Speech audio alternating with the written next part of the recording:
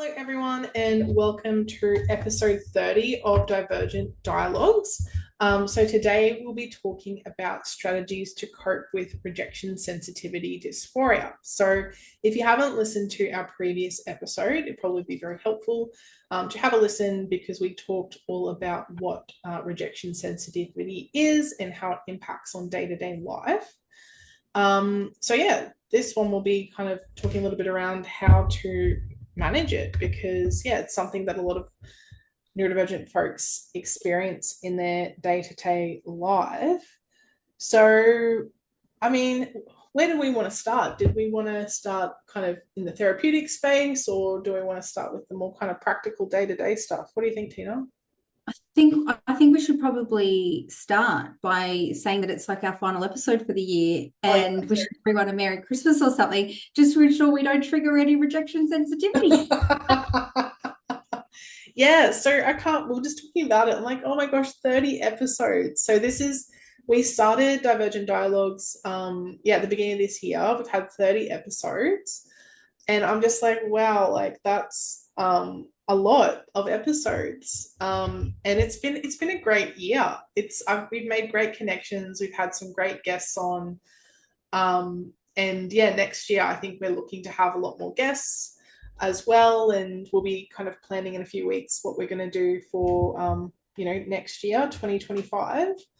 Yeah. We're probably not going to have any more episodes until probably about mid-January, so probably won't have any blog posts or episodes until then, but rest assured we'll be cooking up some great content for next year. I'm really excited about I'm always excited about this podcast, but I'm excited to see what I guess what this grows into, because it's been a really lovely journey to be on, and it's kind of taken us in directions which I never thought it would. So but obviously, we really appreciate the people that listen to the podcast.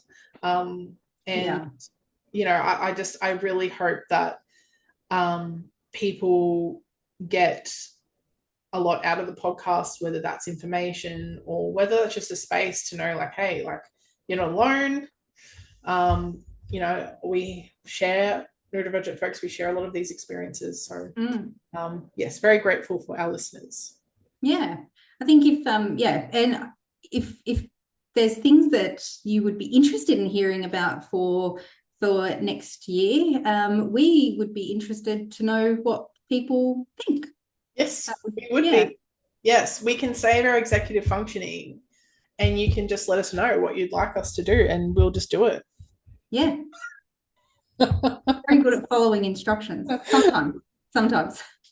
I'm good if there's pictures. If it's just words, my brain just like blah, blah, blah. Yeah, and clear purpose. But yeah, I think that would be cool. Maybe we can do some polls or something to, I guess, get a bit of an idea of what people are keen to hear about. Because I feel like we had a pretty good range of topics this year. So I've definitely enjoyed it. So yes. In terms of your first question, took a bit of a segue there. Hashtag ADHD. I think that the therapeutic approaches are really, really important, but I think, like I was saying in our last episode, there's a lot out there that kind of, screams at us that your RSD is like a personal failing. It's your fault. Go and fix it in isolation and privacy because, put it away. I don't want to see that. It makes me feel uncomfortable. There is a lot of different things we can do within ourselves, for ourselves, to help manage because it is distressing experiencing RSD. But I think just to set the tone, I would like to start with talking about being able to set personal boundaries, and like we did speak about in the last episode about having conversations with friends and family partners about how you experience RSD and what that means for you.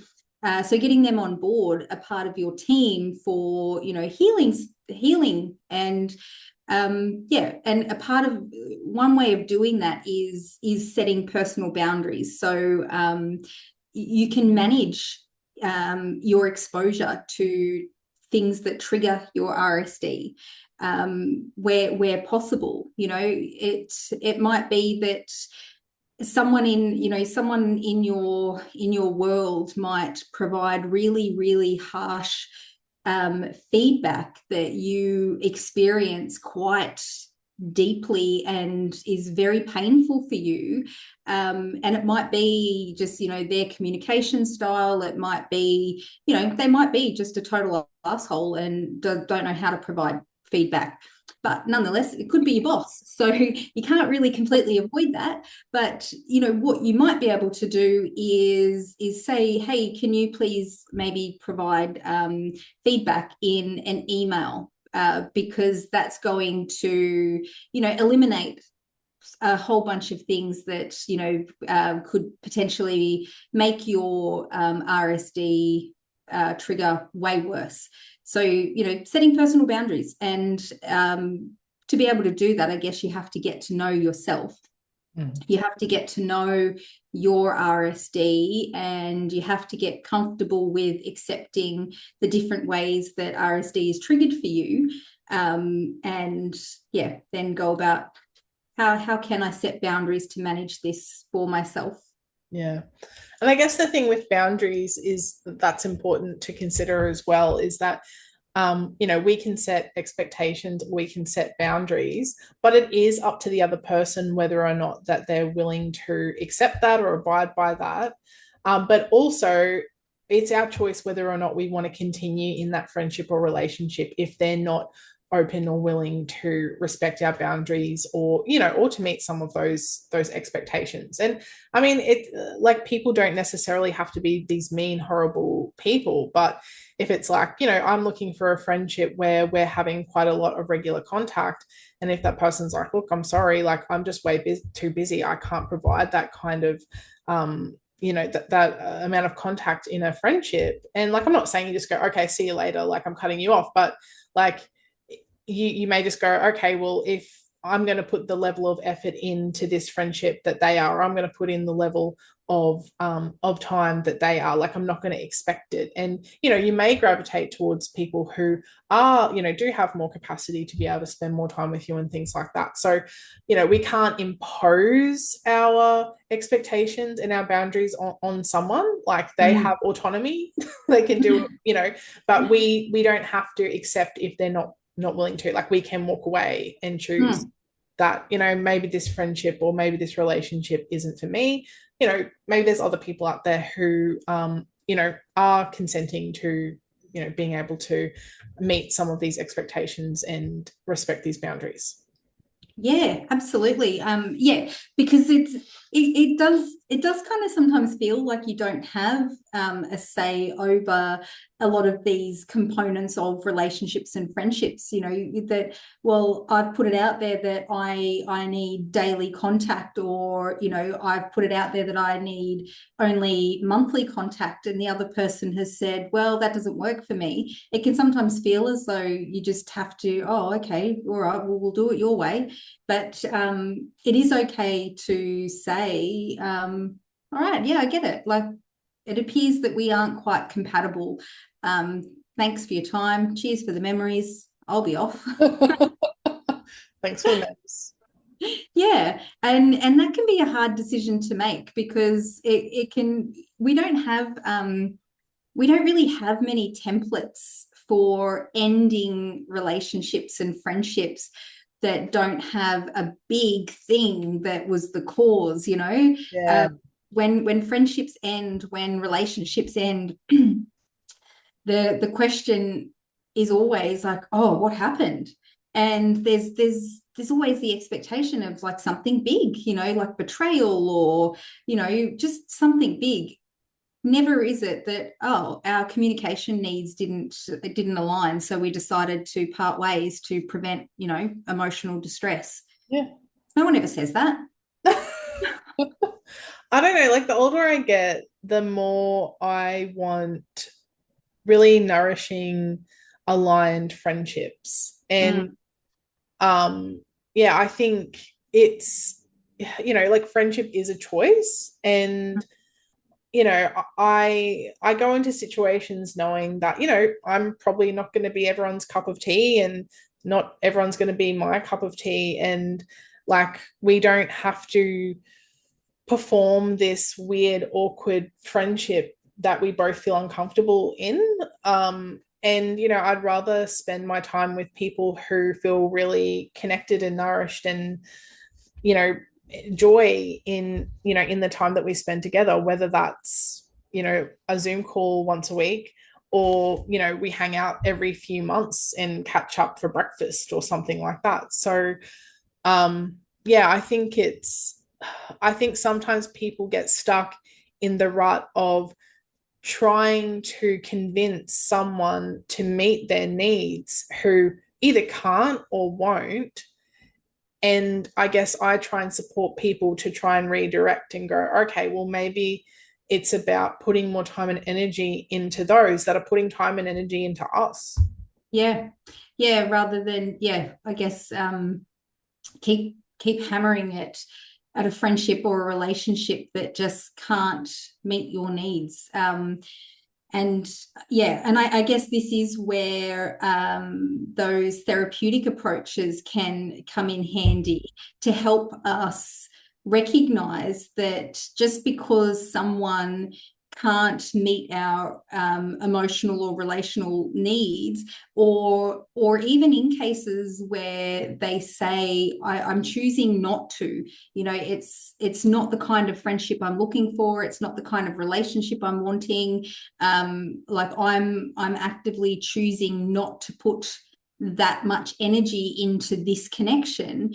When that happens, us as people who experience RSD, it can be helpful to have, some of those therapeutic approaches to help us recognize that, okay, this isn't them saying you're shit, you're not enough, or you're too much. It's them saying that, this isn't what I'm wanting right now. You're great, you're fine, but yeah, I just don't have room in my life right now.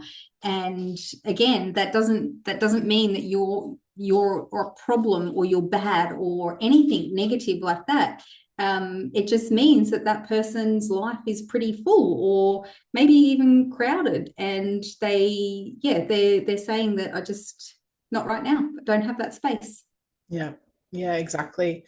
Much like we were talking about in the previous episode, unfortunately, a lot of neurodivergent folks have experienced a lot of interpersonal trauma Mm. growing up. And I, in my practice, I provide like trauma therapies, like particularly like trauma processing and like somatic processing modalities. And I found that through that processing, sometimes some of these like RSD responses and experiences, they do tend to reduce, because for some, like it really is it's a trauma response. The nervous system is being dysregulated and activated whenever there's these like perceived, actual and perceived rejections. So Mm. yeah, I found a lot of my clients get a lot of relief from that, and they're able to kind of engage in that process of being a bit more objective and going, okay, like, is this person actually doing these things? Like, are they actually like actively being, unkind, uncaring people, or rejecting me? Or is there something else going on? But when your nervous system is activated and your go-to is, I'm unlovable, I'm unworthy, I'm not good enough, Mm. it's hard to shift into that space where you can kind of be objective and kind of weigh up those different options when you're getting pulled into that emotional experience. Yeah, definitely. And it's it is really difficult when you've got all these experiences to draw from that reinforce what you're feeling. And I think that I think it's really important to recognize that when it is a perceived rejection rather than an actual rejection, that we can have kindness for ourselves, because we do have a lot of experience to draw from where these things have actually happened, and it has, been very real. And yeah, the communication of the vast majority of people on the planet, it is quite confusing. And it's, as a neurodivergent person, it can be really stressful sometimes when someone says something to you, and you're not really sure, like, it's like, oh goodness, just I can't ask any more clarifying questions because I've already hit my quota. If I ask one more, they're going to think that I'm being argumentative. What do I do? So we sit in this discomfort of not knowing, and that can really cause like feelings of isolation and rejection in itself, because you start thinking, well, is this person really my friend if I can't ask questions that I need? Does this person really love me if I'm scared to ask another question? And I think that, being really clear about what's happening for you, so essentially kind of getting comfortable with having conversations that you might not have ever had before, along the lines of, hey, I haven't been sleeping so well lately, and I'm feeling really extra sensitive at the moment. Do you mind if I, ask extra clarifying questions or seek reassurance, just to help manage, what I'm feeling at the moment? Again, like, no one ever says that. It's not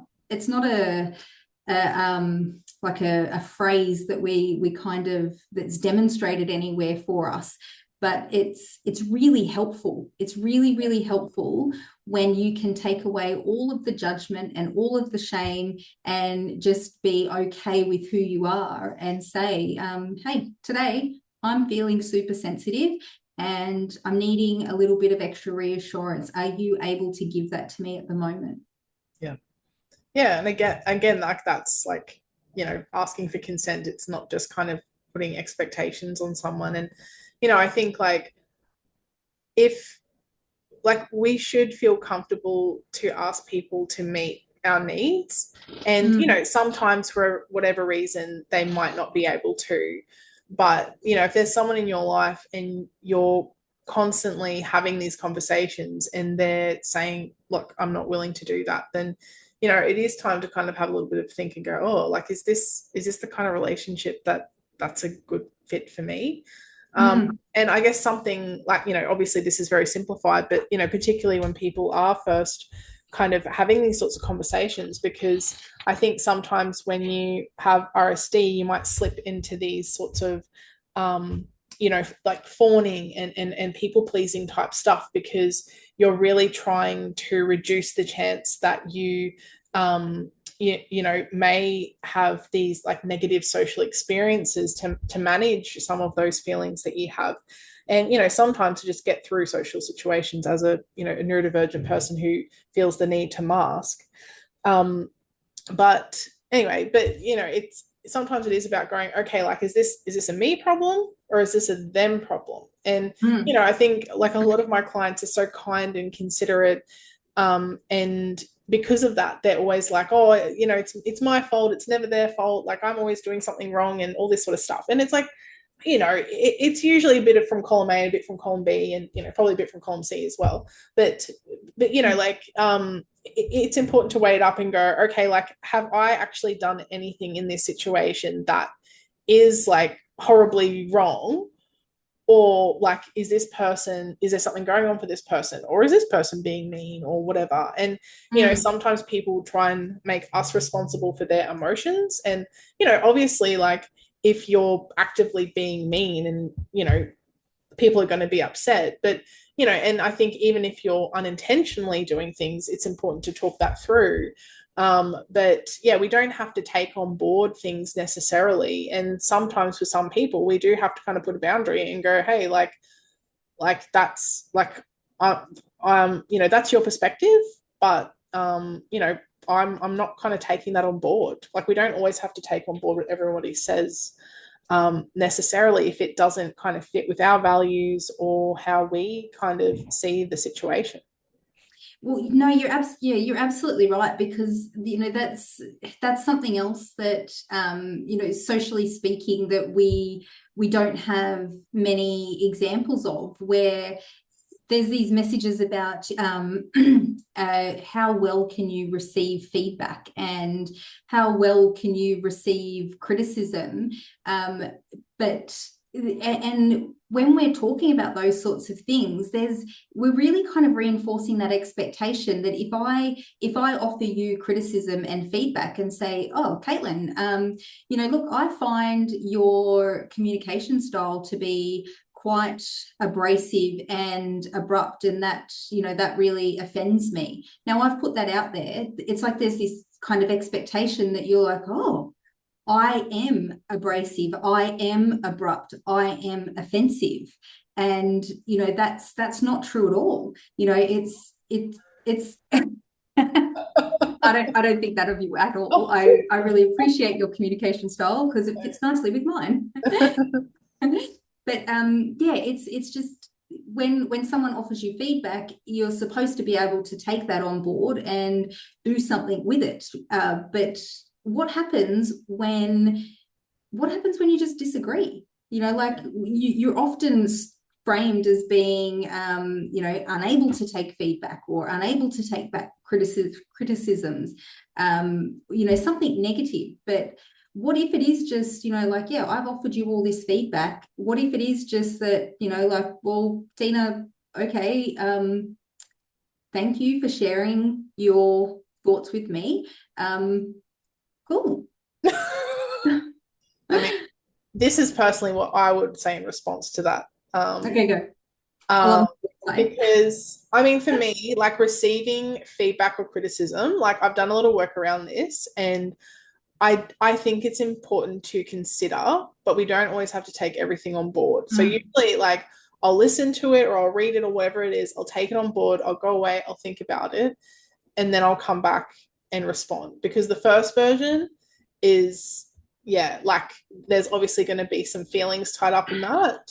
And it's important to listen to our feelings, but sometimes it might be those thornier, yeah, spiky feelings that kind of come through. But, like, unfortunately, a lot of neurodivergent folks, like, do get those sorts of comments because we may be more forward, and, particularly as, like, a female presenting person, it's like, you're meant to be meek and mild and whatever. And I would just say to that person, particularly if they were neurotypical, I would just be like, okay, well, I understand that, XYZ is your preferred method of communication, but as an autistic person, this is how I communicate.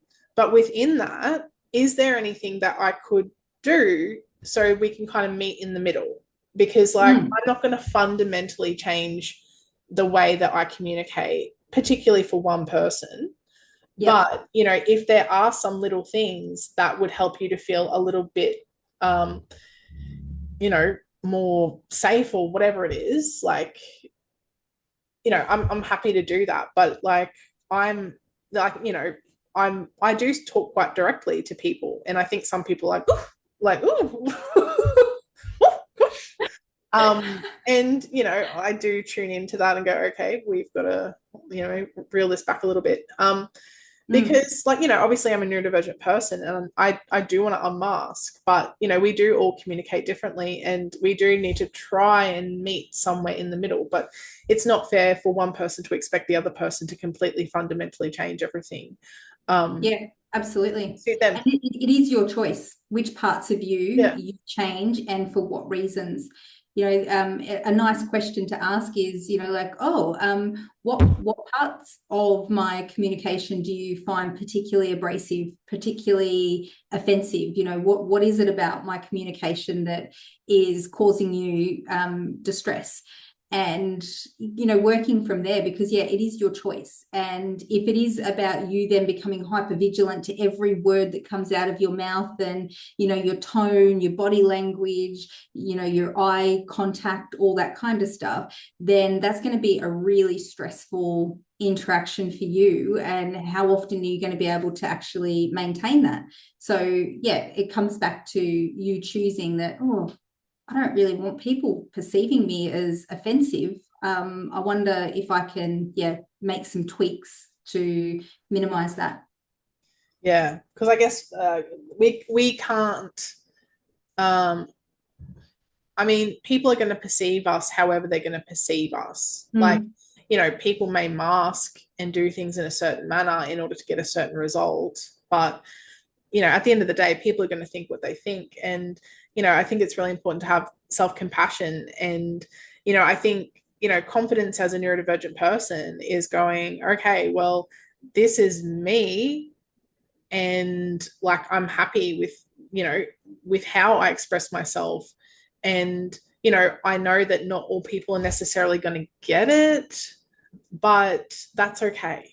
Um, but that's a long, hard road, and that's really challenging. And sometimes it is really frustrating when you want to communicate with someone and you're like, oh my gosh, I'm going to have to like walk on a tightrope, jump through a few hula hoops and whatever just to get this very simple thing across. Whereas like with a neurodivergent person, I can just say like 2 sentences and it's like, yep, tick, got it. I'm like, oh, thank God. So again, I think it's about having a balance of, there's going to be places and spaces like, at work or at school or wherever where, it is kind of about navigating this social landscape and you're like, oh, what am I doing? Whereas, it's important to have those relationships and people where you can just be yourself and they're willing to meet your needs and they've heard your expectations and they respect your boundaries and they're willing to do all those things. Like, I think that's why it's particularly important for like to cultivate those really healthy relationships and friendships for neurodivergent people, because it's like our safe haven from like all this other kind of chaotic capitalist neurotypical world that we have to navigate. Yeah, absolutely. Yeah, I completely agree. And I think that ultimately it really does start with getting to know yourself, and without judgment or shame, because like we've said, that these sensitivities, things like rejection sensitivity, the need for reassurance, the higher emotional needs, they can very often be spoken about in a very negative way. So we try and minimize what we need, and that's not helpful when you're trying to nut out compatibility with someone and figure all that out. If you are minimizing your needs and trying to pretend that you're completely okay with this kind of ambivalent interactions, communications, and like, no, I'm fine, I'm cool, and the whole time you're sitting there thinking, oh my gosh, no, I need more than that. So getting to know yourself without judgment or shame, and just being okay with what you need. And if you choose to work on something to change something about yourself, then make sure it is your choice, and why you're wanting to make those changes, because it is just going to make those traumas that you've experienced from your whole life, and the RSD essentially, it's going to make it all worse if you put yourself through 12 months of therapy to change your emotional needs, or change your need for reassurance, building your self-confidence. It's going to cause you more trauma to go through 12 months of therapy to do that, and you might not meet that person's needs at the end. Like, you might still be too emotional or too needy, air quotes there. Know why you're doing it, and make sure it is for you. Yeah, and I think something else that's important to talk about as well is that a lot of neurodivergent folks, when they begin the unmasking process, they may find that some relationships and friendships start to kind of fall away or not work out anymore. And I guess that's because the people around you become accustomed to the masked version of yourself. And sometimes people find that when they are unmasking, it can be more challenging to build some of those connections. But if you mask to make friendships, people are making friends with a false self.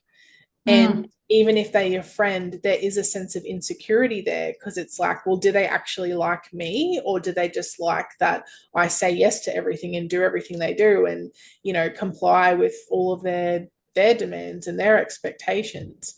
And it can be a really hard, challenging road to be more unmasked in friendships. But at least then that they like you for you, and they're going to be in for the long haul. And it's really satisfying when you can be yourself and someone truly connects with that.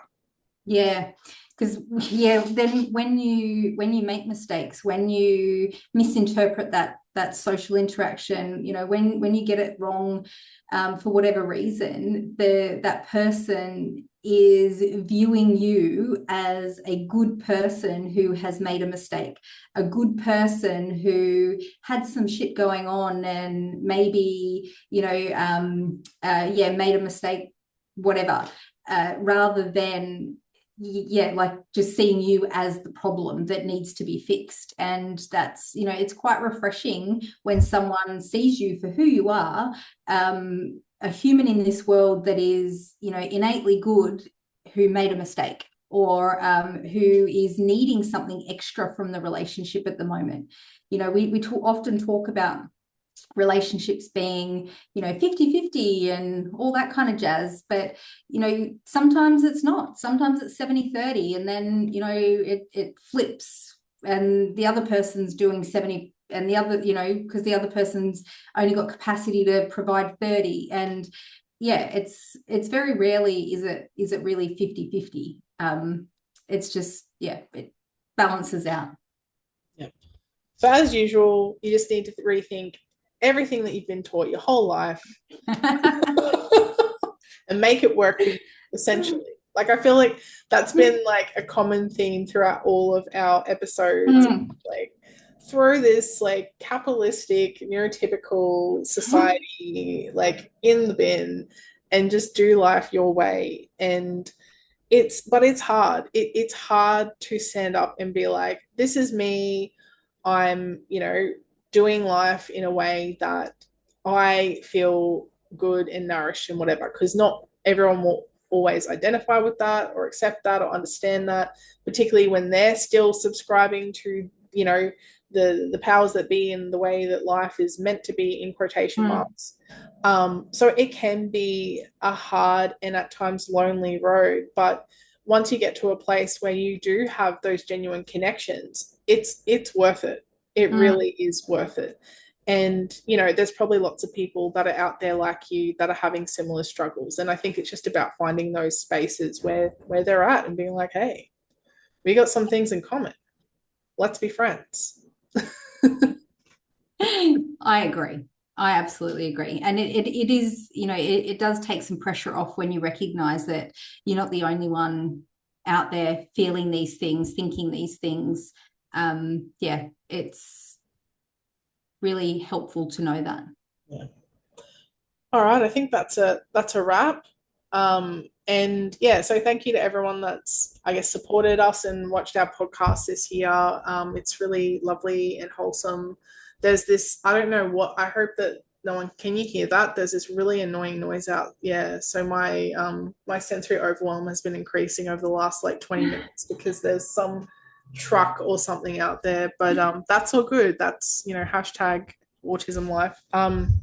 So so I think I'm really happy with how things have gone this year, and I'm really excited for what next year will bring. Really exciting stuff. Yeah, me too. I look forward to it. Yeah. All right, bye everyone. Bye.